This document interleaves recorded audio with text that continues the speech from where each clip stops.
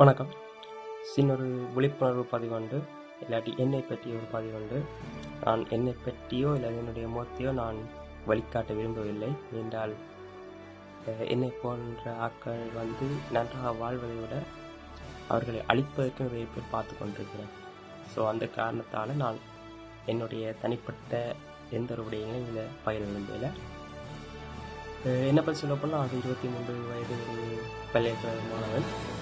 நான் குடும்பத்துக்காகவும் என்னுடைய கல்வி செலவுக்காகவும் பல்வேறு அத்தியாவசிய தேவைகளுக்காக கடன்கள் தனி நபர்கள்ட்ட வேண்டியிருந்தனால் அந்த கடன்கள் கட்ட முடியாமல், அவர்கள் வட்டி பணம் கட்ட முடியாமல் அவர்கள் என்னை அடித்து திரட்டி அந்த ஒரு கட்டத்தில் இருக்கும்போது வாழ்க்கை துளைத்து விடுவோமா அல்லது எனது உடல் உறுப்புகள் கிட்னி போன்றவற்றை விற்று வாழ்க்கையை கொண்டு போவோமா என்ற கட்டத்தில் இக்கட்டான ஒரு சூழ்நிலையில் இருந்தால், அந்த கட்டத்தில் என்னிடம் எதிர்பாராத விதமாக அறிமுகமானவர் தான் சுவிஸில் வாழும் கையில் காசு பிள்ளை மோகனமூர்த்தி அண்ணா.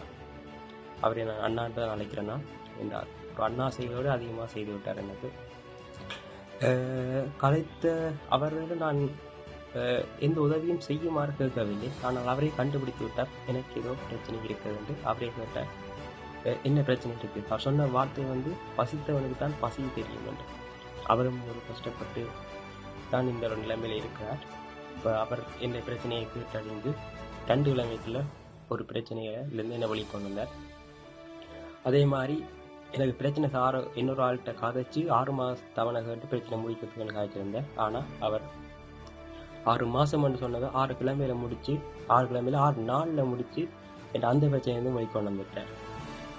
அப்போ அவர்கிட்ட அவர் தற்பெருமை பற்றி கதைக்கிற இல்லை. அவர் அவர் அவர் எதிர்பார்க்கறது தன்னை போல இன்னும் பல பேர் இந்த சமூகத்திலிருந்து மாறணும். அதுக்காக தான் அந்த பதிவை தொடங்கும் போதே விழிப்புணர்வு பதிவு தான் தொடங்கினார். அவருக்கு இந்த பெருமையோ இல்லாது இந்த உதவி செய்வதால் அவருக்கு வேறு எந்த லாபமோ கிடைக்க போவதில்லை.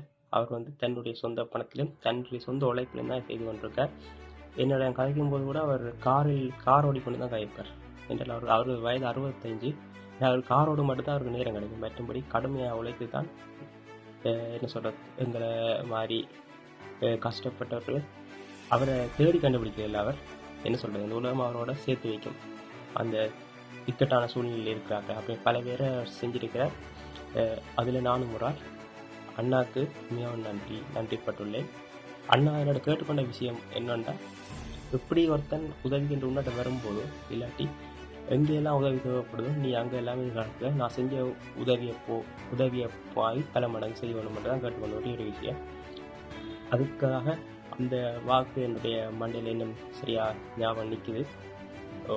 நாங்கள் சமூகத்தில் ஒரு கணிக்கத்தக்க ஒரு மனிதனாக வந்த பிறகு நாங்கள் கட்டாயம் செய்வோம் என்று என்ன சொல்கிறது, ஒவ்வொரு நாளும் தூங்கிக்கணும்னு நினச்சி கொடுக்குறோன்னா மறுபடியும் என்ன சொல்கிறது, உலகத்தில் 1% ஆக்களுக்கு தான் அப்படியான ஒரு நல்ல எண்ணங்கள் வரும். அப்படியான அண்ணாவராக தான் எங்களை மோகனமூர்த்தி அண்ணாவுக்கு நன்றி.